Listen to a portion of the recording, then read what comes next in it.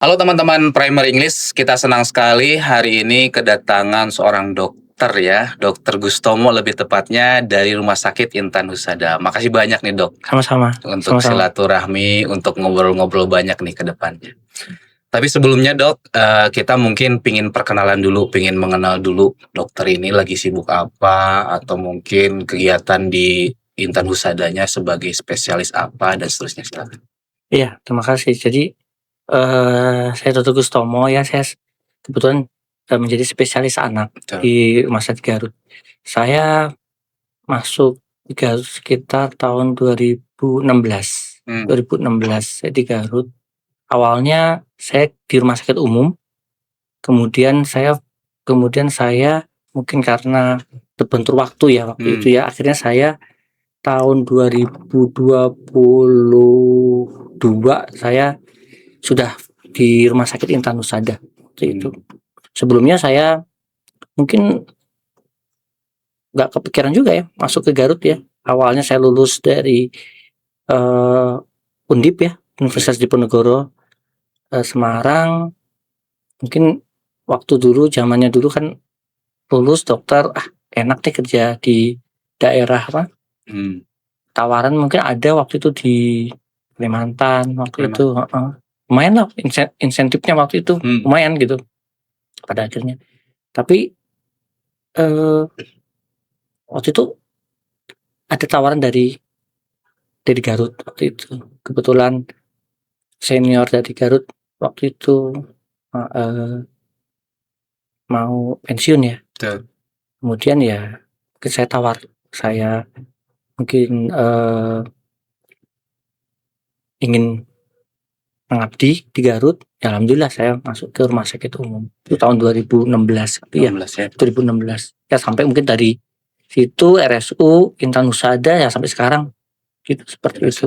Baik, Dok, ini saya ingin nanya mungkin narik jauh dulu nih, karena saya Mmm, yakin ada mmm, beberapa teman yang mungkin kebetulan sekarang anak kelas 12 nih, mhm, ada beberapa teman yang mmm, masih bingung nyari mhm, jurusan nih. mhm, Itu kan kadang ya, mmm, saya jurusannya apa gitu iya, ya. iya, Sekarang kan dokter udah jadi dokter iya, iya, gitu ya. Dulu gitu ya, dokter ketika lulus SMA, heeh. keputusan apa, saya pengen jadi dokter itu apa yang Wah, men-trigger? memang ya masing-masing anak tuh beda-beda ya. Tapi saya ngelihat Pak Ririk bahwa kalau perempuan tuh lebih fokus ya, lebih fokus seperti gitu loh. Ini jadi dokter itu seperti ini sudah kelihatan gitu. Hmm, Tapi kalau laki-laki itu sepertinya tuh masih bimbang gitu loh, masih kemana kemana gitu. Termasuk saya tuh nggak dari dulu nggak pikiran jadi dokter juga gitu. Saya cuma ingin satu waktu itu, jadi pemain bola, cuma itu aja. oh oke, menarik. Menarik kan? Cuma pengen pengen pemain bola saja waktu itu. Waktu Ini SMA di Bandung ya, di Dok? Bandung Oke gitu. oke. Saya hanya pengen main bola mungkin karena saya waktu itu anak daerah, Pak Ririk. Jadi, mmm, saya dari Kalimantan waktu itu. Di Kalimantan, kemudian berkesempatan untuk sekolah di Bandung, di SMA 3 waktu itu, kebetulan. Tapi waktu saya pindahnya dari Kalimantan itu waktu itu SMP, Oke. SMP. Jadi mungkin orang tua saya mungkin dulu udah melihat bahwa sepertinya ada ketimpangan pendidikan ya, antara Jawa sama luar Jawa. Mungkin saya pikir bapak saya mungkin, orang tua saya ngelihat karena ketimpangan itu, "Udahlah, kamu kayaknya sih harus ngejar pendidikan yang lebih baik." Dalam hal ini memang harus harus mendekat ke Jawa Jawa ya. gitu. Kebetulan waktu itu di Bandung tuh nenek saya tuh di Bandung tinggalnya waktu itu. Akhirnya memang walaupun saya waktu itu nemnya yang tinggi di di luar Kalimantan gitu, di Kalimantan. Cuma pas masuk ke Jawa itu pasti sekolahnya SMP pinggiran. Hmm, Banyak yang di atas-atasnya tuh, banyak yang di sana tuh, name-nya tuh lebih tinggi gitu. hmm, Saya merasa pas itu bahwa ada shock culture di situ gitu. oke. Shock culture bahwa, oh ternyata di atasnya langit ada langit itu loh. Jadi saya pikir, wah saya pikir di Kalimantan saya pikir, gak usah belajar juga udah bisa juara gitu loh. Tapi ternyata pas itu saya baru banyak belajar bahwa, oh ternyata memang di Jawa banyak orang-orang yang pintar dan memang kita tidak pernah kekurangan orang-orang pintar. Baru di situ saya merasa bahwa, oh ya memang di sini memang di Jawa nih memang, orang-orang harus menunjukkan prestasi yang baik gitu. Jadi walaupun saya tinggi di sana nemnya, tapi mungkin cuma dapat pinggiran. Waktu itu memang saya dapat di SMP 34 Bandung, di Jalan Wak Asia Soekarno Hatta waktu itu. Nah, di situ mungkin karena saya mungkin shock culture ya, mungkin logat saya berbeda ya. Kemudian saya juga waktu itu SMP masih belum tahu apa-apa gitu. Kemudian budaya di Jawa Barat seperti apa ya, kadang-kadang mungkin agak minder waktu itu. Saya nggak tahu, terus terang saya dulu nggak punya teman. Saya introvert gitu loh. Bahasa saya itu cuma buku sama bola, bahasa itu. Dan ternyata itu diterima sama teman-teman saya gitu. Saya berprestasi waktu itu, dan bola saya juga jago gitu loh. Mungkin itu yang membuat mereka itu, saya pun diterima sama mereka gitu loh. Ya itu mungkin karena saya introvert gak bisa bicara. Teman saya itu gak sedikit karena saya introvert, saya hanya bisa menunjukkan 2 prestasi sama main bola. Jadi saya cuma pikir itu aja yang bisa saya tunjukkan. Kemudian alhamdulillah saya keterima di SMA 3. Saya juga gak tahu, dalam artian saya hanya belajar. Saya juga ingat banget waktu itu Pak Ritik, dulu kan masih sistem NEM. Betul. Ya, NEM. Bingung milih apa nih, SMA kan gitu loh. Ya, saya nanya, saya sama teman, ini yang bagus apa dah? SMA 3 gitu. Oh ya, SMA 3. Yang nomor 2 apa? SMA 5 gitu. Itu kan nilai, kalau dipikir itu kan nilainya PSG gitu rendah, cuma beda 1, berapa gitu. 0, berapa. Pas pulang saya dikasih tahu nenek saya, wah saya dimarahin habis. Itu kalau satu gak terima itu kan bisa gak keterima dua-duanya gitu loh. Bisa gak keterima dua-duanya. Wah saya gak tahu apa-apa gitu. Saya cuma tahu SMA 3 namanya, daftar SMA 3 namanya. Yang nomor 2 paling bagus apa? SMA 5 ya. Saya sudah daftar SMA 5. Saya gak tahu bahwa mereka itu sebenarnya bersebelahan gitu loh. Ya kan, itu kan bersebelah, di Bangka Belitung bersebelah. Akhirnya alhamdulillah keterima di SMA 3. Saya ingat banget yang waktu itu baru pertama kali SMP saya yang bisa lolos ke SMA 3. 2 orang. Saya ingat banget waktu itu yang bisa lolos ke SMA 3. Waktu itu baru saya sama teman saya yang perempuan itu. Heboh waktu itu, sempat wah senang banget itu. Senang banget, saya merasa oh begini maksudnya, bisa berprestasi, bisa membuat para guru bangga juga gitu. Ingat banget saya dapat selamat juga dari guru-guru, telepon tiap sama-sama gitu. Saya ingat banget. Nah, saya pikir di SMA 3 shock culture ada lagi, bahwa mungkin lingkungan beda, pressure juga lebih tinggi juga. Nah di situ saya merasa saya belum bisa menemukan, memilih apa ya saya ini. Memilih apa saya juga nggak tahu Pak Dik, dokter. Kebetulan orang tua saya dokter. Dokter. Tapi bukan berarti anaknya harus dokter, tidak juga. Karena orang tua saya membela, terserah kamu mau apa. Saya semua waktu itu pernah sempat diskusi sama ayah saya. Waktu itu sampai sekarang pun, waktu itu pun saya nggak ngerti mau milih apa. Beda sama anak saya, dari SMP udah tahu dia mau jadi dokter gitu loh. Yang perempuan gitu udah tahu dia jadi dokter. Tapi waktu itu laki-laki, waktu seperti saya selalu mempertanyakan. Saya mau jadi apa tuh, sampai waktu itu saya nggak tahu mau jadi apa. Walaupun ada bapak dokter ya. Cuma bapak waktu itu, saya ingat bapak tuh waktu itu pernah bilang ke saya, kamu mungkin dia pikir cuma, Gus, kalau kamu mau bisa hidup di mana aja, cuma 3 profesi: kesehatan, guru, sama polisi. Pada saat itu ya. Saat itu. Sekarang kan tidak.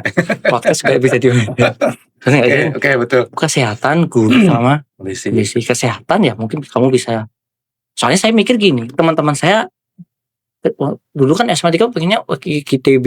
Ya, kebanyakan. Mau ke ITB ke sana. Wah, saya pikir ITB ada kedokteran enggak ada kata. Tapi dia enggak tahu apa ITB. Saya pikir cuma ITB pasti kan putra-putra terbaik ITB gitu. Maksudnya pasti kan ke Jakarta kan. Ke kota-kota ke Jakarta. Saya enggak suka macet.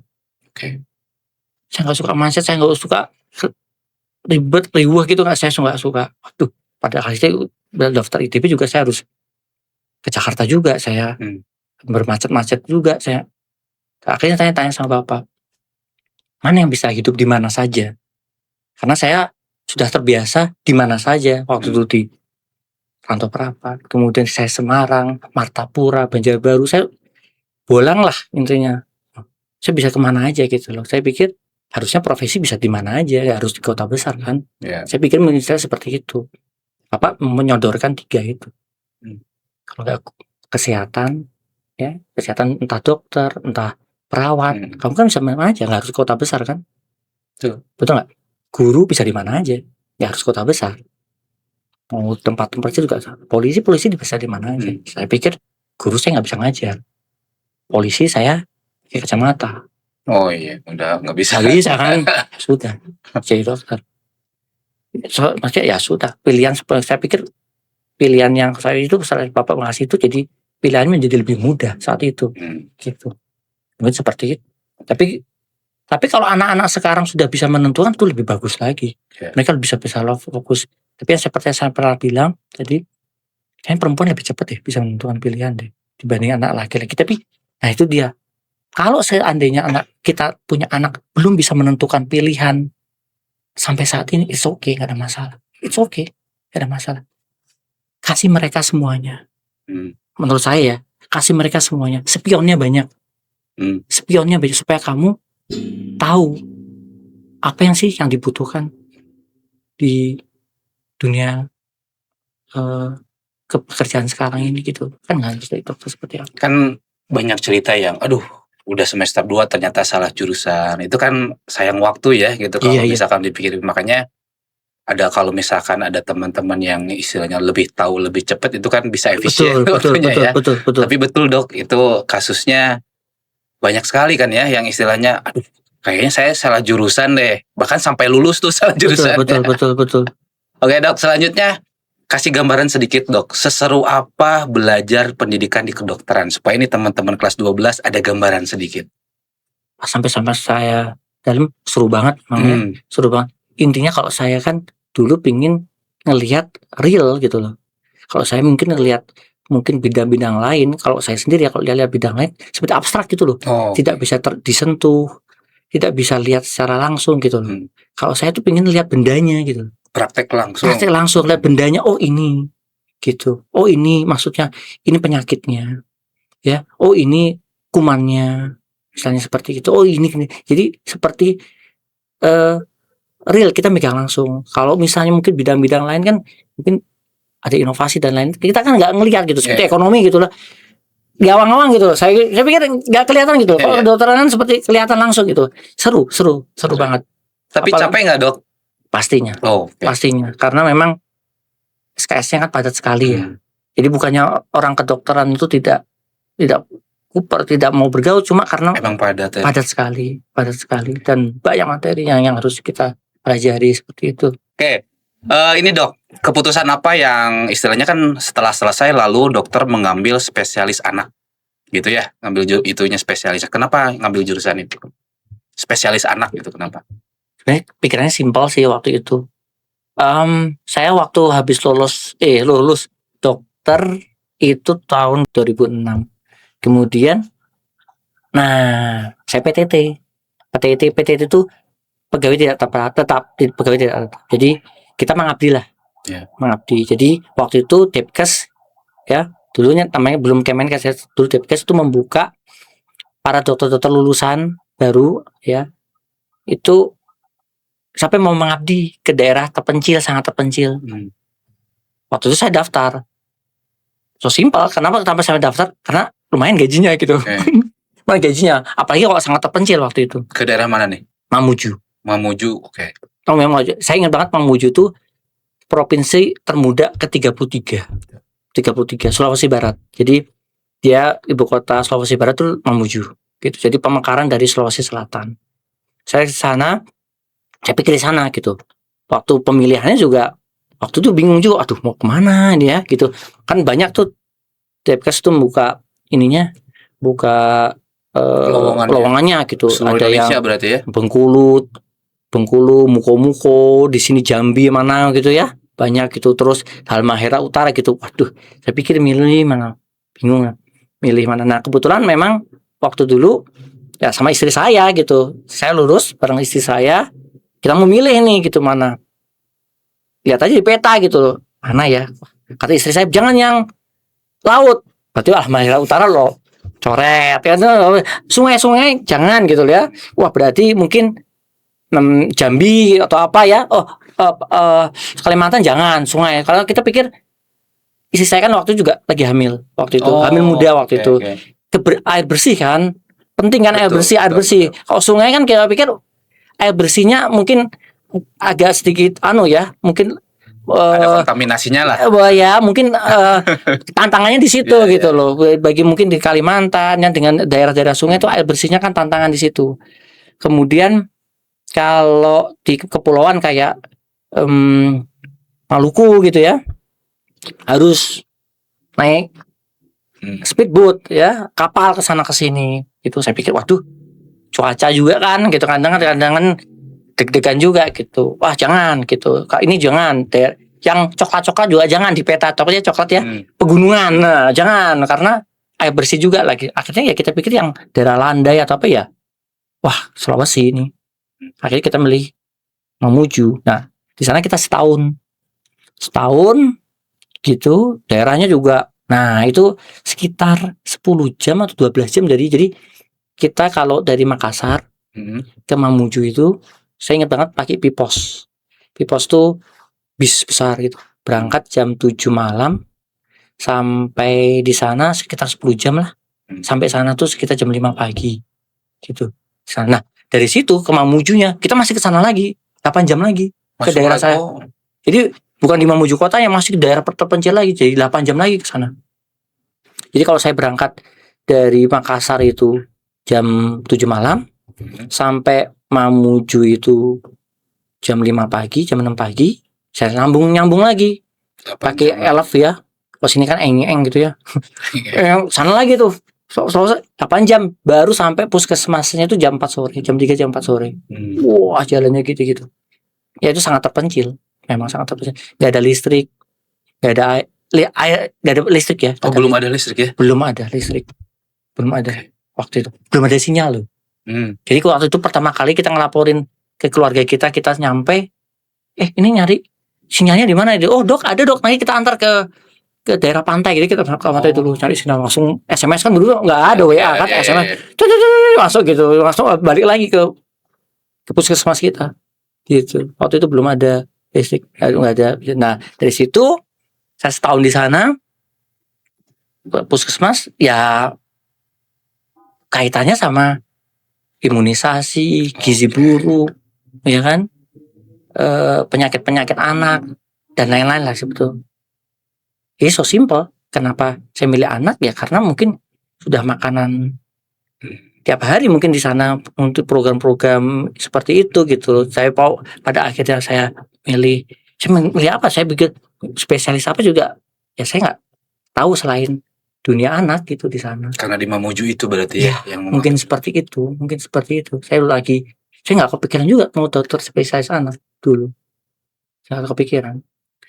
Dulu saya pikir saya orang itu simple. Saya pinginnya tuh cuma 2 waktu itu sebenarnya. Karena mungkin saya orangnya introvert ya. Saya mikirnya cuma 2. Kalau nggak radiologi, patologi klinik. Radiologi kan nggak usah berhubungan sama orang ya. Cuma baca langsung itu saya gitu. Soalnya saya nggak begitu suka sebenarnya awal sama patologi klinik kan, spesial patologi klinik kan baca hasil lab ya, interpretasi gitu, nggak perlu berhubungan langsung sama orangnya gitu. Mungkin Pak Ririk balik lagi gitu. Dokter bisa untuk seperti ini gitu loh. Karena itu dia, manusia itu kan belajar terus. Karena istri saya ya. Saya tuh nggak punya teman. Istri saya cuma teman saya, cuma berdiskusi sama istri saya. Akhirnya mulailah saya bisa belajar untuk bersosialisasi dalam artian ngobrol, dan akhirnya karena dunia saya anak, saya harus bisa gitu. Saya harus bisa komunikasi sama anak dengan bahasa mereka gitu, seperti itu. Jadilah sekarang gitu, mungkin seperti itu. Nah ini kan di Intan Husada pun sebagai spesialis anak ya, Pak Dokter. Mungkin pertanyaannya, kalau di wilayah Garut sendiri nih ya, yang istilahnya sudah beberapa kali dokter ketemu sama anak-anak gitu ya, yang paling banyak keluhan dari masyarakat itu apa dok? Kalau anak? Mungkin kasus di lapangan ya. Kasus di lapangan tuh menurut saya BBLR. Apa Dan dok? BBLR tuh berat badan lahir rendah. Oh, kayak stunting lagi atau beda lagi? Stunting nanti efeknya jangka panjang. Oke. Jadi saya pikir kita tuh masih Indonesia terutama ya, atau apalagi mungkin Kabupaten Garut tuh masih berkutat sama angka kematian ibu dan angka kematian bayi yang cukup tinggi di Indonesia. Kita tahu bahwa di SDGs ya, kita tahu ya SDGs Sustainable Development Goals itu mencanangkan bahwa bagaimana caranya angka kematian ibu sama angka kematian bayi ini bisa ditekan serendah mungkin. Betul. Oleh karena kan kita tahu bahwa untuk menjadi negara maju ya, negara ya kedepannya maju, itu kan harus nol. Harus ditekan sebisa mungkin. Nah, ini kan tantangan bagi kita dokter anak. Nah, padahal di lapangan kita lihat bahwa banyak ibu-ibu lahir dengan prematuritas, ibunya anemia sehingga melahirkan anak dengan berat lahirnya di bawah rata-rata. Kita sebut BBLR mungkin lahirnya di bawah 2.500 ya. Nah, itu kan tantangan bagi kita. Terus anaknya gizi buruk. Pada ujung-ujungnya akhirnya ketika itu tidak terpenuhi, masalah gizi, masalah penyakit infeksi kronis dan lain, jadinya anaknya tuh stunting. Untuk kedepannya. Nah, masalah stunting beban lagi itu. Seperti itu. Nah, ini tantangan menurut saya ke depannya. Bukan hanya di Garut sendiri, tapi di dokter anak di seluruh Indonesia seperti itu. Apa nih kira-kira yang harus kita persiapkan? Mungkin di sini ada remaja atau misalkan orang tua yang mau berencana punya anak gitu ya. Itu kan istilahnya ada tindakan preventifnya dulu nih sebelum kejadian kayak kasus banyak kayak gini. Apa yang perlu kita persiapkan dok? Intinya adalah bagaimana caranya menekan angka kematian bayinya cukup tinggi dan lain-lain. Satu, angka kematian bayinya kan disumbang paling besar oleh penyakit infeksi, pneumonia dan BBLR. Nah, ternyata salah satu penyumbang untuk ini adalah pernikahan yang terlalu cepat. Oh, pernikahan dini ya? Iya, otomatis pernikahan yang mungkin di bawah usianya ya, itu kan alat reproduksi kan belum siap ya, belum lagi masalah dari ibunya, masalah penyakit ibu, anemia, TBC ya, penyakit infeksi yang lain itu yang kadang-kadang membuat ini. Belum lagi di Garut sendiri mungkin lahirnya anak ke-6, anak ke-7, otomatis kan kualitas kesehatannya dan lain-lain sangat, tantangannya seperti itu. Itu menjadi tantangan juga bagi kita untuk bisa, karena permasalahan BBLR itu tidak hanya dari kita dokter anak, tapi itu menurut saya merupakan dari 1000 hari. 1000 hari, mungkin pernah dengar ya Pak Titik ya, 1000 hari usia anak. Jadi 1000. Jadi persiapan itu adalah saat dia sebelum dia nikah ya, dia sudah dibekali lah. Dibekali masalah asuhan anak, kemudian saat hamil, pemeriksaan hamil, tablet tambah darah, asam folat, gizi cukup ibunya ya, kemudian pemeriksaan kehamilan, USG. Nah itu kan mencakup kurang lebih 270 hari ya, jadi sekitar 9 bulan sampai 2 tahun untuk anak. Jadi totalnya 1000 hari. 1000 hari golden period. Itu yang membuat anak tuh bisa tumbuh optimal seperti itu. Jadi persiapannya apa ya? Mungkin persiapannya mulai dari awal itu pernikahan usia dini, pola pikir, pendidikan orang tua. Kemudian ketika nikah dia sudah tahu, merencanakan, selama hamil dia dapat obat, dapat vitamin, zat besi dan lain-lain. kemudian dia pemeriksaan ke dokter kandungannya, USG yang berkala. Saat waktu sudah lahir, dia bisa merawat, memberikan kecukupan gizi, imunisasi. Saya pikir itu sangat-sangat penting. Salah Di satu situ. pencegahan. Iya, seperti Oke. itu. Dok, ini saya pengen nanya lagi seputar misalkan tumbuh kembang anak nih dok. Iya. Misalkan ada orang tua yang sudah punya anak gitu ya, baik 1 atau 2. Gimana nih peran orang tua supaya membantu tumbuh anak supaya lebih baik lagi nih? Ya kalau di bagian anak itu yang membedakan dokter anak sama dokter yang lain adalah karena di anak itu ada fase namanya tumbuh kembang, pertumbuhan dan perkembangan. Nah, di misalnya penyakit dalam gitu ya, internis atau apa, seperti kita nih ya, sudah tidak ada fase pertumbuhan perkembangan, ya segini-segini aja. Tidak ada fase pertumbuhan perkembangan, ya sudah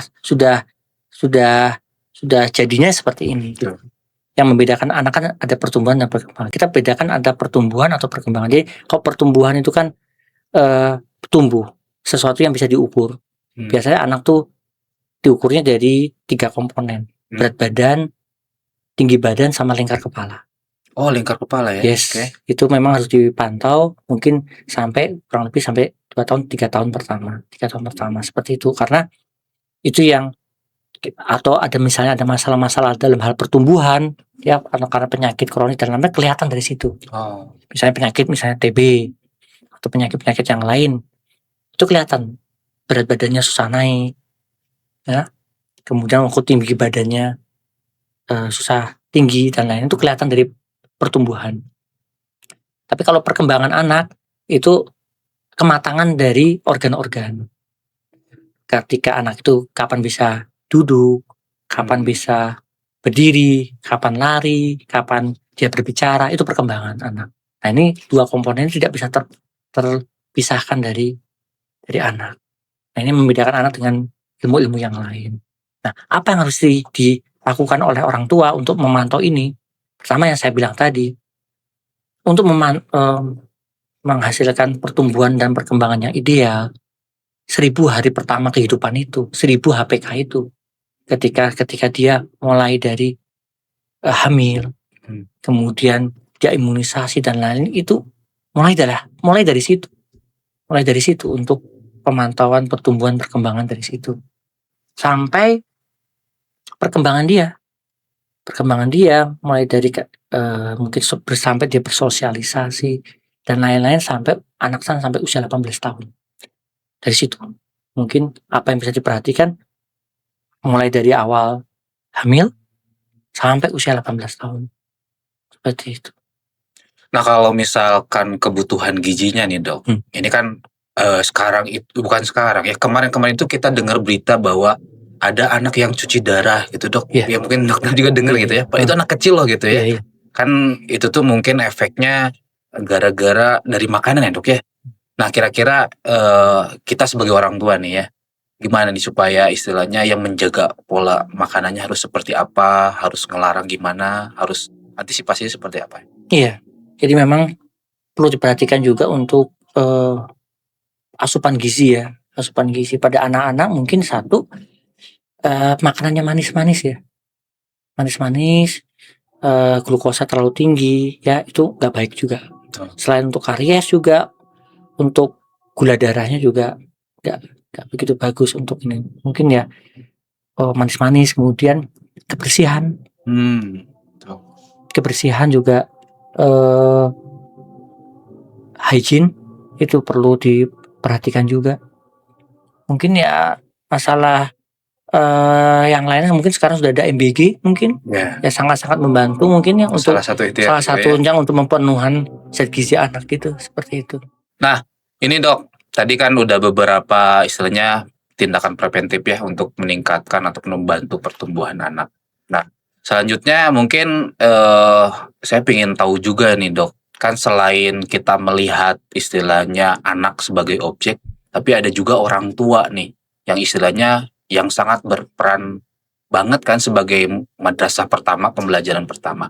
Apa nih kita sebagai orang tua supaya bisa menambah atau mengoptimalkan anak? Apakah pola pikir kita, pola asuhnya harus kayak gimana? Itu harus gimana nih? Iya, orang tua juga harus belajar ya. Kan tidak ada, dulu kita jadi orang tua kan nggak ada sekolahnya ya. Betul. Jadi memang kita orang tua harus belajar gitu, belajar. Saya juga sebagai orang tua juga belajar gitu. Supaya bisa membantu mungkin anak bisa berprestasi atau seperti apa. Ya kita harus tahu kesulitan-kesulitan anak itu seperti apa di sekolahnya. Teman-temannya seperti apa. Kita harus tahu loh. Sebagai orang tua itu kita harus tahu. Kamu main sama siapa nak? Gitu. Main sama siapa anaknya gitu. Kamu jam berapa pulang? Mau pulang jam berapa? Kamu kegiatannya apa hari ini? Pelajarannya apa yang kamu sukai? Pelajaran apa yang kamu tidak sukai? Ya, apa kesulitan kamu gitu. Kadang-kadang kita harus buka-buka lagi gitu. Kita buka-buka lagi pelajaran-pelajaran dulu ya. Terus kemudian kita lihat bahwa ini anak unggul di bidang apa, dia apa yang dia bisa prestasi di bidang apa. Dan itu kita harus sebagai orang tua harus tahu gitu loh. Gitu. Ya, memang itu suatu proses ya. Itu tidak mudah. Tapi selama kita ingin menjadikan yang terbaik bagi anak, kita harus tetap belajar seperti itu. Jadi harus sama-sama belajar. Sama-sama belajar, anak belajar, kita pun juga harus belajar gitu loh. Kalau ini Dok, misalkan ada lagi nggak kira-kira hal-hal yang istilahnya supaya tumbuh anak ini semakin lebih baik lagi gitu Dok. Selain misalkan tadi kan dokter sampaikan bahwa pertama gizi, kemudian orang tua juga berpengaruh gitu. Cuman sekarang ini mungkin menjadi kegelisahan bersama orang tua nih Dok, yaitu gadget. Mungkin tadi dokter disinggung juga ya. Di sisi lain mungkin ada orang tua yang istilahnya strict banget nih, nggak boleh ke gadget. Kita sudah tahu efek gadget itu seperti apa gitu. Tapi di sisi lain juga anak nggak bisa ketinggalan juga kan gitu ya. Terus kadang anak juga menemukan hobinya di situ gitu.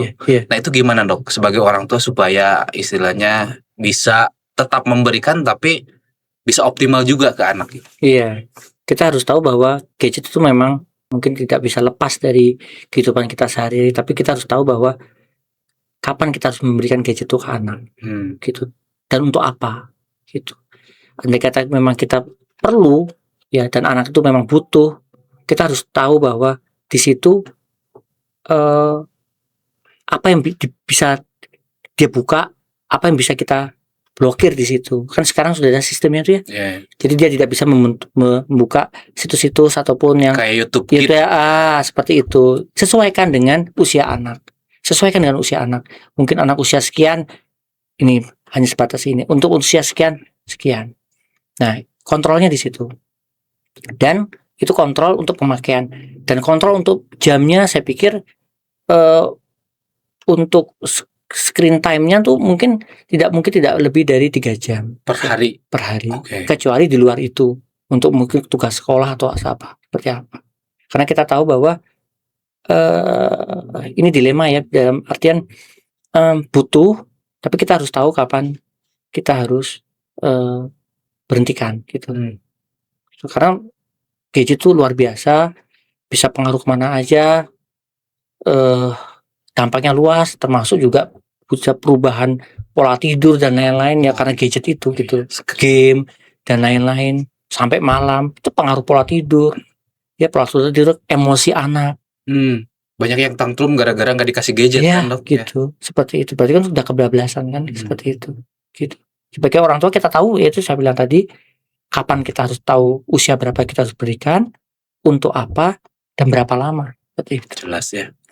Kalau dari ini Dok, ada ya saya juga sebagai orang tua kadang berpikir kayak gini, daripada anak misalkan di rumah gitu ya dengan istilahnya kan kadang minta gadget terus ya, kita kan sebagai orang tua kadang luluh juga gitu ya, meskipun udah over.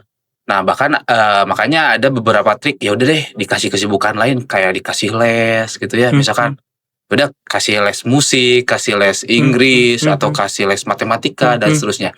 Itu kalau secara perkembangan anak bagus nggak sih Dok dikasih misalkan ya tujuannya gitu supaya anak ya udah lelah sama belajar sama kegiatan deh dibandingkan misalkan hanya screen time melulu. Tergantung usia ya. Dan tergantung minat anak. Ya kan kita kan belum tahu anak, yang saya pikir anak itu kan berkembang terus ya, psikososialnya, kognitifnya ya. Tanyakan ke anak dia mau apa gitu, mau apa namanya school atau apa di bidang apa. Jadi mungkin kita nggak bisa paksa di satu bidang tertentu, mungkin buat dia bosan dan seperti apa. Alihkan mungkin minat-minat dia. Banyak teman pasien-pasien saya juga berprestasi di bidang renang ternyata. Ternyata dok, bener dok, dia renangnya aktif banget itu. Jadi lelah mungkin lelah tapi berprestasi gitu. Iya. Di usia kelompok 6 tahun dia udah mewakili Garut ya. Dia berprestasi gitu. Nanti dia bisa berprestasi. Dia udah lelah, bukan intinya sudah sibuk sama yang minat yang dia suka, lupa itu sama gadget. Jadi kita harus tahu ini minatnya di mana gitu loh. Apa harus tertentu? Tidak. Kasih aja semuanya dulu, ya kasih dulu. Dia suka mana, biasanya dia akan lupa gitu. Jadi nanti pasti kelihatan dia akan mencari sendiri. Ya. Dia akan mencari sendiri. Ya, saya juga ya sama istri sering diskusi gitu. Katanya ya udahlah, daripada ya udah kamu maunya apa, kemarin taekwondo nyoba gitu. Ternyata beberapa ini capek katanya. Enggak apa-apa. Ganti lagi. Enggak apa-apa.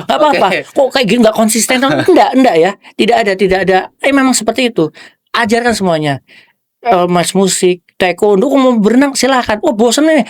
Memang seperti itu. It's okay, enggak apa-apa. Supaya spionnya banyak. Saya lebih suka anak tuh dengan spionnya yang banyak gitu, karena dia bisa belajar segala hal gitu loh. Seperti itu. Kan tidak harus berprestasi di taekwondo harus berprestasi, kan tidak. Dia bisa sosialisasi, dia di situ tubuhnya sehat seperti itu. Oke. Nah, selanjutnya nih, apa harapan dokter ya, istilahnya khususnya bagi anak-anak di Indonesia dan juga mungkin untuk orang tua nih ke depannya dari kacamata seorang spesialis anak?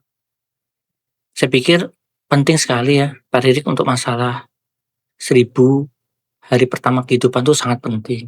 Sangat penting ya. Saya beberapa kali tekankan ke 1000 hari pertama kehidupan karena titik tolaknya tuh situ. Acuannya tuh di situ. Ketika kita ingin merencanakan mempunyai anak dan anak ini akan amanah bagi kita. Kita punya amanah untuk bisa membesarkan, bisa merawat, memberikan pendidikan yang bagus, itu dimulai dari kehamilan.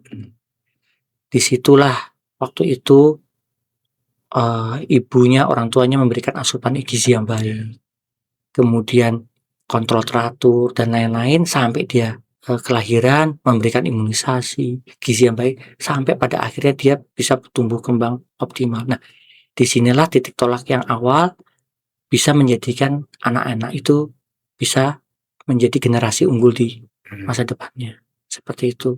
Karena saya pikir potensi anak beda-beda masing-masing. Intinya adalah apa itu definisi sehat menurut dokter anak Indonesia?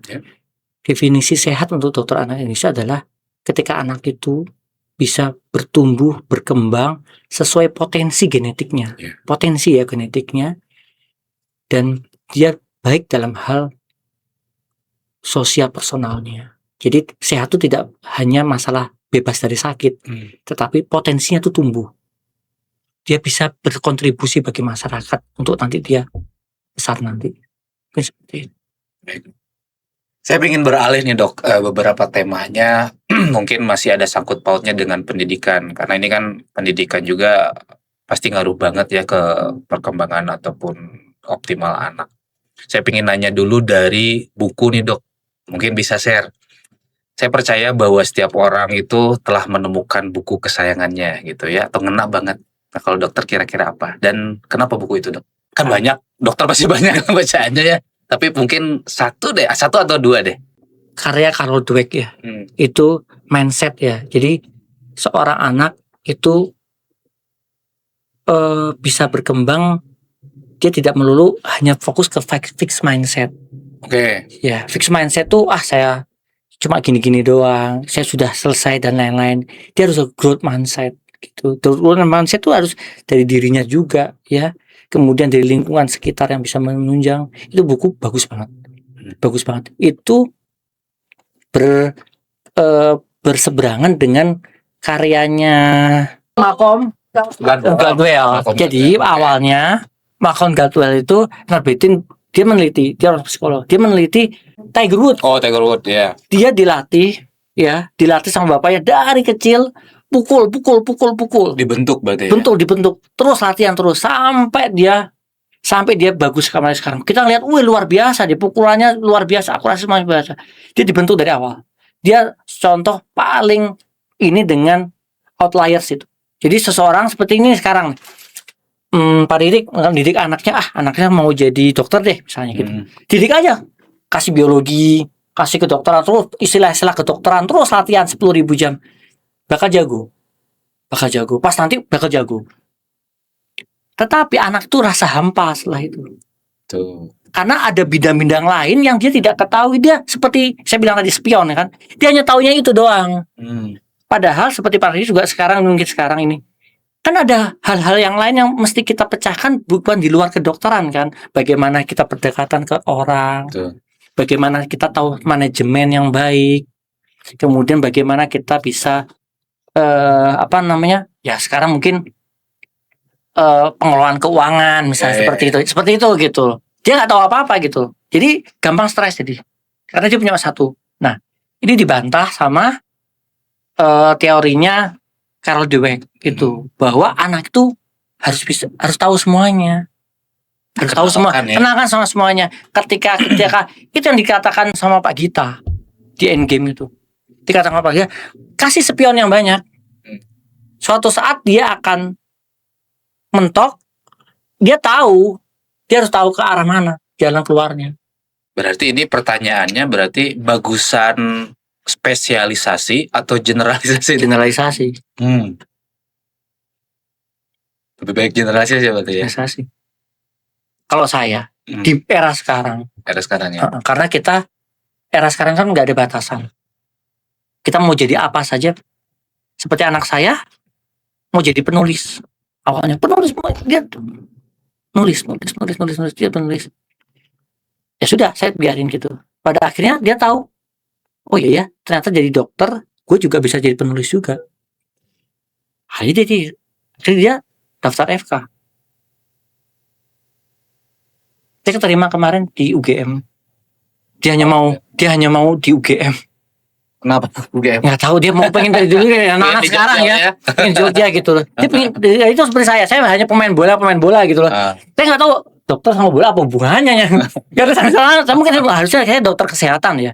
Iya. Harusnya saya dokter olahraga ya. Mungkin kayak gitu, mungkin saya lebih gimana gitu ya. Mungkin ya. Ya mungkin mungkin sudah berbeda nasib. Mungkin saya dari dokter Persib kan mungkin bisa aja kan. Bisa. Ya senang saya di situ kan. Ya seperti itu, anak saya nulis. Padahal oh iya ya. Ternyata di era sekarang saya bisa nulis, saya bisa jadi dokter juga. Sekarang apa sih yang mau jadi apapun bisa kok. Gitu. Tinggal maunya. Iya, tinggal maunya, ada kesempatannya, lakukan yang kamu mau. Kalau dokter sendiri nih di lingkungan keluarga gitu ya, saya percaya bahwa tadi ada sangkut pautnya dengan buku gitu ya. Gimana caranya supaya anak-anak ini senang ke buku nih dok? Ada tips-tips khusus nggak yang bisa di-share mungkin barangkali? Belajar bareng mereka. Belajar. Anak saya pertama kali kalau masuk ke mall atau apa, dia selalu nyarinya Gramedia. Periplus, Gramedia gitu. Sudah buku kan udah seperti kebutuhannya dia gitu. Karena ya mungkin dia ngelihat waktu dulu istri saya juga waktu saya belajar, sering baca. Apalagi mungkin dia ngelihat waktu dulu sekolah, buku kan walaupun mungkin dipakai buat tidur gitu. Dia lihat tumpukan buku segitu. Gitu, dia main-main sama buku walaupun dia nggak tahu isinya apa, bola-balik dia ingat. Dia ingat bola-balik dia ingat gitu. Itu ingat loh anak tuh. Ingat. Kasih bacaan-bacaan yang sederhana. Kan dulu kan ada bobo. Iya. Anak saya ingat banget. Anak saya minta bobo dulu. Bobo. Karena mungkin dulu masih residen, kita nggak punya uang kan. Beli bobo bekas gitu ya. Iya. Ya kan banyak kan. Dia beli satu kan mahal. Orang Garut sering beli bekas ya. Beli bekas banyak kan, kasih satu. Iya, kasih satu kan gitu kelihatan. Tiap hari ada bacaan gitu kan gitu. Kalau satu-satu kan kalau baru kan edisi baru kan lumayan gitu. Saya ke Bandung tuh waktu zaman SMA lah. Misalkan Bandung nyari majalah Gitar Plus sama majalah komputer saya ya itu yang di Iya. Bandung. Iya. Dan nyarinya ya majalah-majalah yang sebulan sebelumnya. Iya gitu. Seperti murah kan, dapat banyak pulang segini kan. Masih bagus gitu ya. Masih bagus lumayan gitu. Tapi kan kalau sekarang udah bergeser ya dok ya, istilahnya majalahnya bacaan pun sekarang udah mulai ke tapi memang gitu enggak ya. Mungkin ada itu udah PDF ya, pakai PDF. Tapi memang buku tuh gimana kalau kita megang, kita lihat beda harumnya lembar demi lembar tuh sensasinya beda ya. Apalagi makin buku itu kan ada aromanya ya. Betul. Beda banget. Saya juga sedang belajar beradaptasi supaya bisa baca di e-reader sebenarnya. Iya. Dengan tujuan pertama kan kalau e-reader ataupun ya kayak misalkan di Google Book ya. Iya. Kan lebih murah. Iya. Apalagi buku-buku luar itu kan. Iya, udah lumayan loh. Lumayan. Lumayan. Udah e-reader sedang membiasakan kan itu bisa di laptop juga. Iya, tapi lelah mata saya. Lumayan. Lelah. Pada pakai kacamata. Iya, lelah memang. Lumayan, tapi ya udahlah ke konsekuensinya kali gitu. Anak saya menyisihkan, saya kan udahlah gitu loh mahal gitu. Anak saya nyisihkan ini uang tabungannya buat buku Periplus ya. Mahal loh. Kan lumayan Periplus ya. Menyisihkan buat itu gitu. Karena dia pengennya buku gitu loh. Berarti sekarang kelas 12 dok? Yang nomor kan anak saya 3. Oke. Yang ini yang nomor 2 ini kelas 2 kelas 1 SMA. Kelas berapa itu? 10 ya? 10. Dan dia beda lagi. Dia botanis murni. Botanis, dia suka banget botanis. Segala macam tanaman dia tahu. Dia makanya dia beli buku yang itu Periplus botanis segini. Ini botanis, kayaknya gitu. pingin ke IPB mungkin atau nggak tahu. Mungkin. Ya nggak tahu. Dia botanis murni gitu loh. Suka banget sama botanis gitu. Kalau yang kecil dok? Dia waktu itu dia pengen menjadi dokter waktu itu jadi dokter. Saya tanya, kenapa nak kamu jadi dokter? Enak apa bisa keluar masuk hotel itu. Waktu itu saya dengar gitu. Waktu kecilnya so aja ke hotel terus. So simpel, pikirannya so simpel gitu. Anak kan simpel banget pikirannya. Enak pak bisa keluar masuk hotel. Oh iya, waktu itu pas dia waktu kecil, gue sering aja jalan-jalan dia gitu loh. Waktu itu pas waktu ke Jogja gitu. Kalau saya kan seminar, ibunya kan di kamar hotel kemarin jadi wah enak juga gitu loh. So simpel pikiran dia. Menarik. Oke. Dok, tadi buku. Kalau film dok, dokter nonton film juga nggak sih dok? Iya. Ada nggak sih film yang kena di dokter? Ada. Beautiful Mind. Oke. Tahu ya? Tahu. Bagaimana dia berjuang dengan ketidakberdayaan dia ya, penyakitnya dia ya. Itu kan skizofrenia. Ya. Apalagi waktu itu saya udah tahu dokter ya. Udah tahu saya udah jadi dokter ya. Saya tahu skizofrenia itu seperti apa. Pengobatan nyambung aja, memang mereka membuat tuh seperti nyambung gitu. Memang benar-benar mereka kan melakukan sebelum buat cerita tuh kan mereka melakukan riset. Luar biasa. Jadi sempurna aja gitu. Jadi saya pikir ya betul gitu. Dia sangat benar-benar sempurna untuk bisa berperan di situ gitu. Obat-obatannya juga benar gitu loh, benar. Nggak main-main gitu. Dan prognosisnya seperti apa. Jadi prognosis itu kedepannya seperti apa, skizofrenia seperti apa, sembuhnya gimana. Ya memang seperti itu. Tidak bisa sembuh sempurna gitu. Tetapi waktu itu yang dia bisa berikan adalah Russell Crowe-nya itu waktu saat dia waktu mahasiswa itu, ketika pikirannya tuh pas waktu benar-benar lagi itu kan. Setelah itu kan dia nggak bisa ngapa-ngapain lagi. Nanti saya mau nonton ulang lagi. Saya udah nonton 10 kali atau berapa. Senang banget saya itu film. Siap. Baik dok, selanjutnya mungkin ini terkait pendidikan dok ya, masih sama. Cuman saya yang ingin nanyakan adalah saya sendiri pun percaya gitu bahwa Indonesia ini terus mengalami pembaharuan dalam masalah pendidikan, artinya ke arah yang lebih baik mungkin gitu ya. Tapi mungkin ada beberapa yang istilahnya perlu beberapa perbaikan-perbaikan yang terus. Kira-kira menurut dokter hal apa ya yang istilahnya supaya pendidikan Indonesia bisa lebih baik lagi? Saya pikir kalau pendidikan di Indonesia mungkin sudah cukup baik, cuma saya lihat memang ada gap antara pendidikan kita yang dibutuhkan, antara pendidikan yang kita berikan saat ini, mungkin saya soroti masalah di kampus ya, itu dengan industrinya, dengan lapangan pekerja, apa yang dibutuhkan. Itu ada gap di situ menurut saya.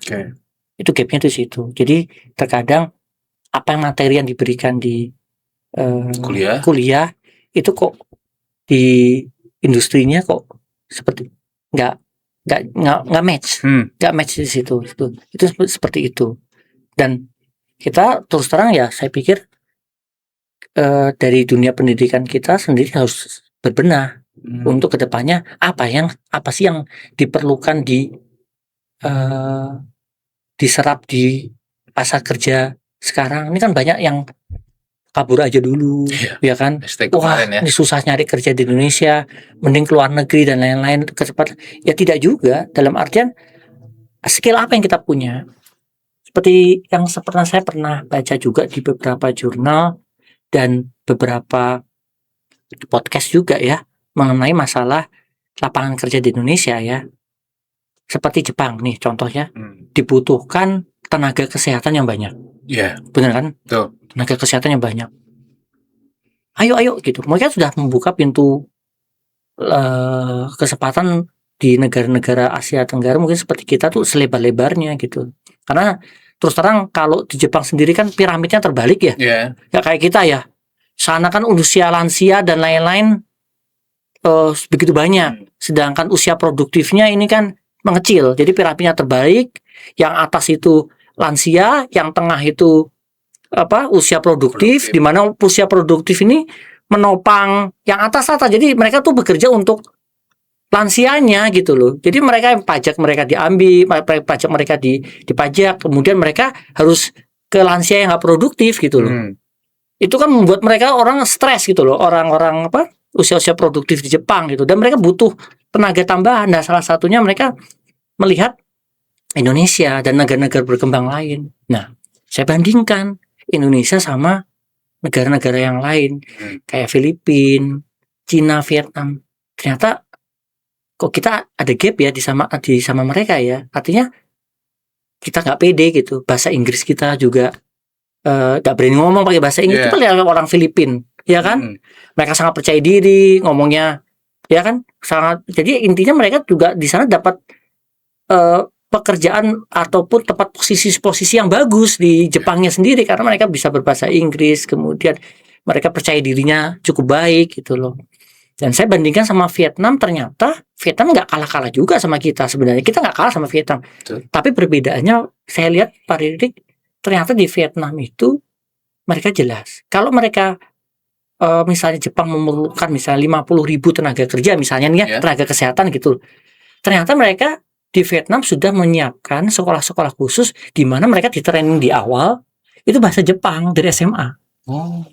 Jadi dia tidak ketinggalan start. Kalau kita kan SMA selesaikan, pakai bahasa Inggris pula ya. Kadang-kadang bahasa Inggris nggak dipakai pula kan, nggak digunakan juga kan. Pada akhirnya mau ke sekolah ke Jepang, hilang lagi 2 tahun. Belajar lagi 2 tahun bahasa Jepang, ya kan? Belajar lagi bahasa Jepang 2 tahun. Belum lagi, punten mohon maaf, biayanya nggak sedikit, ke agensi 60 juta, 80 juta kan nggak sedikit. Bagaimana caranya? Kita tahu bahwa di sana membutuhkan apa gitu, seperti itu. Tenaga kesehatan, ya sudah dari SMA aja dididik bahasa Jepang, dari SMA sudah masuk ke dalam kurikulum gitu loh. 2 jam kan lumayan. Lama-lama pas lulus SMA, dia mau bahasa Jepang, udah langsung keserap. Ada basic-basicnya kena. Basicnya ada. Paling nggak masalah komunikasi ya Pak Rikri. Seperti itu. Saya pikir, oh iya, mereka sudah 2 langkah 3 langkah di depan. Saya pikir seperti itu. Jepang gitu. Ini Dok, kita di sosial media ataupun ya dimanapun sering kita dengar bahwa Indonesia menuju generasi emas 2045 Dok, yang mungkin sekitar kurang lebih 19 tahunan lagi lah gitu ya. Seoptimis apa Dr. Gestomo melihat Indonesia nanti 2045? Harus optimis, yang jelas. Saya optimis, tapi yang saya bikin nggak optimis adalah apa yang sudah dilakukan, maksudnya bagaimana sejauh ini gerakan semacam gebrakan-gebrakan yang persiapan. Iya, seperti itu. Saya optimis, saya sangat optimis. Tapi bagaimana pemerintah ataupun kita sendiri ya sebagai orang-orang yang menyambut generasi emas 2045 itu untuk bersiap diri. Bagaimana cara kita bisa menghadapi era persaingan global di sana. Karena persaingan kita tidak hanya di lokal, internasional juga sudah mungkin dibanjiri juga mungkin di sini untuk tenaga-tenaga asing dan lain-lain. Belum AI ya dok? Belum lagi AI. Bagaimana kita bersiap diri. Kita tidak hanya melulu masalah, oh ini pemerintah, tidak. Kita sendiri seperti apa untuk menghadapi itu. Upskill diri kita. Dan tentu saja kebijakan-kebijakan yang lain itu sangat pengaruh dari pemerintah. Seperti yang saya bilang tadi. Bagaimana mereka masuk ke ke sekolah-sekolah untuk masalah pendidikan dan pelatihan-pelatihan seperti itu. Karena itu yang diperlukan. Saya sangat optimis. Tetapi itu dia, balik lagi. Bagaimana sejauh ini kita sudah bisa menyiapin 19 tahun ya dari sekarang seperti itu. Kita siap-siap bareng-bareng ya dok? Kita siap-siap bareng-bareng. Ini pertanyaan terakhir mungkin dok, dari Primaries Podcast. Apa nih nextnya bagi seorang Dokter Gustomo? Kemudian barangkali ada closing statement nggak bagi teman-teman yang sedang menyaksikan saat ini? Silakan dok. Iya, saya pinginnya sebenarnya Garut ini menjadi kota yang berkembang. Karena saya tahu bahwa Garut ini sekitar penduduk sekitar 2,6 juta jiwa, di mana sepertiganya itu adalah anak-anak. Sekitar 800 ribunya itu adalah anak. Nah, usia-usia anak-anak ini yang akan bisa menyongsong generasi emas 2045 dari sekarang. Bagaimana mungkin saya sebagai dokter anak dan mungkin teman-teman yang lain ya yang terkait di sini bisa mempersiapkan ataupun bisa membackup ataupun bisa memberikan yang terbaik bagi kita untuk bisa mereka menyambut generasi emas 2045. Karena kita tahu bahwa populasi di Garut dengan sepertiga jumlah penduduk adalah anak-anak, dan ini mereka akan cikal bakal pemimpin-pemimpin Garut ataupun mungkin Indonesia di masa yang akan datang. Oke, seperti itu. Baik, makasih banyak dok. Mudah-mudahan sehat selalu, istilahnya selalu memberikan inspiratif bagi kita semua ya dok ya. Dan juga mungkin di Intan Husada juga sukses gitu ya dok ya. Ya beberapa tantangan dan seterusnya lancar selalu. Terima kasih. Makasih banyak dok. Terima kasih. Baik, teman-teman, itulah Dokter Gustomo dari Rumah Sakit Intan Husada. Terima kasih.